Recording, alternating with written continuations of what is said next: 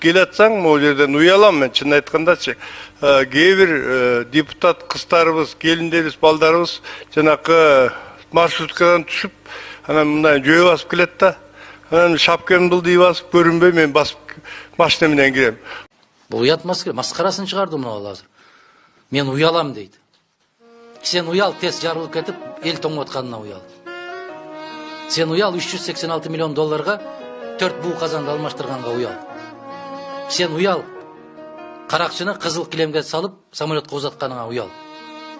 Сен уял, ошол көмтөрдүн үстүндөгү бүт бардык мөңгүлөрдүн жардырып атканыңа уял. Сен уял, бүгүн Кыргызстан ушундай абалга кептелип калганда 800 миллион доллар сарптаган парламент үчүн уял. Сен уял, 70 миң 80 миңден айлык алып, мугалимдерге 5 миңден бергенин дагы 1000 сомдон кармап калгандан уял.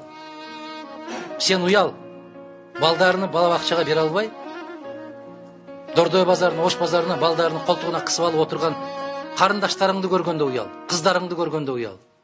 Сен уял, Кыргызстанда нан таппай, бүтүндөй дүйнөнү кыдырып кеткен 1 миллионго жакын кыргыздын сыртта жүргөнүнө уял. Эмнесине уяласың?